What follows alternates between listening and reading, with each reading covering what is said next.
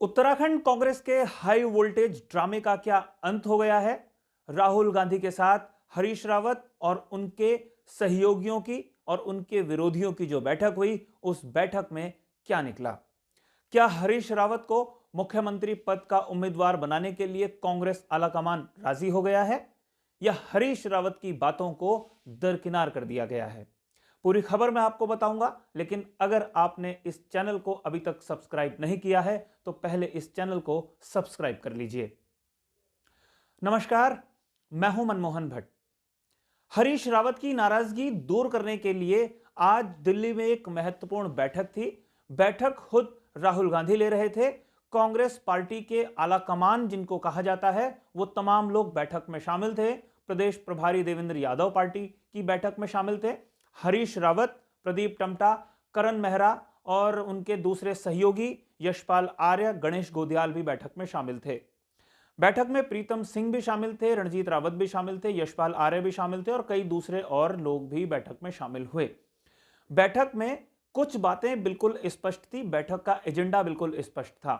क्या हरीश रावत को मुख्यमंत्री पद की कमान सौंपी जा सकती है या मुख्यमंत्री पद का प्रमुख उम्मीदवार बनाया जा सकता है कांग्रेस की तरफ से? इस पर सबकी नजरें टिकी हुई थी। लेकिन जब बैठक खत्म हुई तो सब कुछ शीशे की तरह साफ हो गया। हरीश रावत को पार्टी ने मुख्यमंत्री पद का उम्मीदवार बनाने से साफ इनकार कर दिया। खुद हरीश रावत ने मीटिंग से बाहर निकलने के बाद मीडिया कर्मियों को बताया कि जो बैठक में तय हुआ है उसमें यह हुआ है कि वो प्रचार को लीड करेंगे, क्योंकि चुनाव प्रचार समिति के वो अध्यक्ष हैं, उसी हैसियत से वो काम करेंगे और बाकी तमाम लोगों को उनका सहयोग करना है। ये बात हरीश रावत ने कही। मीडिया कर्मियों ने जब उनसे यह सवाल पूछा कि मुख्यमंत्री पद के चेहरे पर कोई बात हुई है और उस पर क्या कहना चाहेंगे, तो जो जवाब पहले गणेश गोदियाल दे रहे थे, वो जवाब अब हरीश रावत ने देना शुरू किया। और हरीश रावत ने बिल्कुल साफ शब्दों में कहा कि कांग्रेस पार्टी की यह परंपरा है कि मुख्यमंत्री के चयन का अधिकार अध्यक्ष के पास सुरक्षित रहता है और सभी कांग्रेस जन अध्यक्ष के फैसले का स्वागत करते हैं। हम भी पूरी शिद्दत के साथ चुनाव प्रचार करेंगे। अगर पार्टी बहुमत में आती है तो विधानमंडल दल की बैठक होगी, उसके बाद एक नाम तय किया जाएगा, लेकिन अंतिम फैसला सोनिया गांधी को ही करना होगा। यह कांग्रेस पार्टी की परंपरा है। तो ये आज की मीटिंग का मैं आउटकम बता रहा हूं, जो पिछले 2-3 दिन से रस्साकशी कांग्रेस के अलग अलग धड़ों में हो रही थी। उसका नतीजा ये निकला है कि हरीश रावत को फिलहाल कांग्रेस ने अपना मुख्यमंत्री पद का उम्मीदवार बनाने से साफ शब्दों में मना कर दिया है, जिसकी घोषणा खुद हरीश रावत ने की। तो फिर क्या हुआ ऐसा जिस पर हरीश रावत मान गए? देवेंद्र यादव को हटाए जाने की भी चर्चा चल रही थी। देवेंद्र यादव से हरीश रावत नाराज थे। एक इस तरीके की खबरें भी हैं कि देवेंद्र यादव को भी पार्टी आलाकमान ने थोड़ी सी डांट पिलाई है। हो सकता है डांट पिलाई भी हो, और देवेंद्र यादव जो भी फैसला करेंगे, जिस तरीके भी रणनीति बनाएंगे, भविष्य में उस रणनीति में हरीश रावत को भी शामिल करना होगा। यह मीटिंग में बहुत स्पष्ट रूप से कहा गया है। जीत किसकी हुई, अब यह सबसे बड़ा सवाल खड़ा हो गया है। हरीश रावत का गुट इसे अपनी बड़ी जीत बता रहा है, और जब हरीश रावत कल देहरादून पहुंचेंगे, उससे पहले उत्तराखंड बॉर्डर पर हरीश रावत का स्वागत कांग्रेसी नेता करने के लिए पहुंचने शुरू होने जा रहे हैं। यानी कि कल हरीश रावत का स्वागत समारोह होगा, जैसे हरीश रावत कोई बड़ी जंग जीतकर या अपने पक्ष में फैसला लेकर आ रहे हैं। तो क्या हरीश रावत जंग जीत गए हैं, उनके पक्ष में सारे फैसले हो गए हैं? ये ही कुछ इस तरीके की चीजें हैं जिन पर आने वाले दिनों में कांग्रेसी भी किसी ना किसी तरीके की प्रतिक्रियाएं देंगे। लेकिन जब हरीश रावत को ना तो मुख्यमंत्री पद का चेहरा घोषित करने के लिए आलाकमान माना है, और ना ही देवेंद्र यादव जो प्रदेश प्रभारी हैं उनको हटाने के लिए कोई सहमति बनी है, तो फिर आखिर ऐसा क्या हुआ कि हरीश रावत गुट उनको अपनी जीत बता रहा है? एक ऑब्जर्वर की तैनाती जरूर कर दी गई है।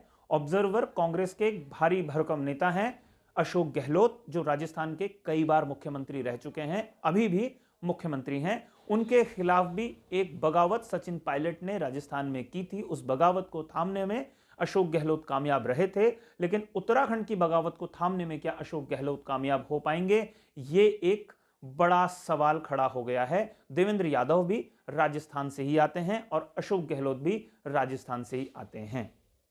प्रीतम सिंह के गुट से किसी तरीके की कोई खास प्रतिक्रिया आई नहीं है। जाहिर सी बात है, जब मीटिंग हुई होगी, दो धड़े आपस में बात कर रहे होंगे, आरोपों प्रत्यारोपों का दौर चला होगा, तो एक दूसरे को शांत करने की भी कोशिश की गई होगी और डांट डपटने की भी बात निश्चित रूप से हुई होगी।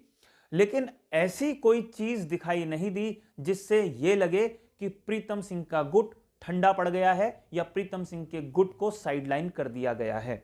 क्योंकि हरीश रावत को अगर मुख्यमंत्री पद का उम्मीदवार कांग्रेस बना देती तो शायद प्रीतम सिंह के गुट को झटका लगता। क्या पर्दे के पीछे से हरीश रावत को कोई इशारा हुआ है, यह अभी तय नहीं है। इस पर अभी किसी तरीके की कयासबाजी या इस पर अभी किसी तरीके की बात नहीं की जा सकती, क्योंकि हो सकता है कि पर्दे के पीछे से हरीश रावत को कोई अगर इशारा कर दिया गया हो तो हरीश रावत खुश होकर लौट रहे हों।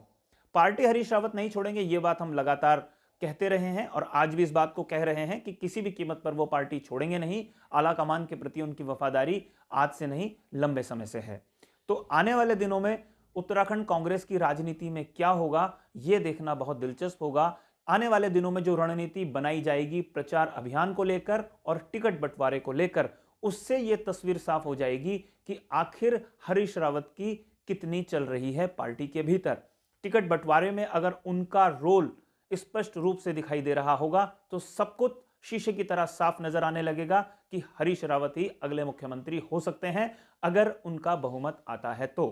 और अगर हरीश रावत के गुट की नहीं चल रही होगी, टिकट हरीश रावत के चहेतों को नहीं मिल रहे होंगे, प्रीतम सिंह का गुट अपने चहेतों को टिकट दिलाने में कामयाब हो रहा होगा, तो यह बात स्पष्ट रूप से समझी जा सकती होगी कि आला कमान ने हरीश रावत के सुरों को ठंडा करने के लिए सिर्फ एक औपचारिकता निभाई थी।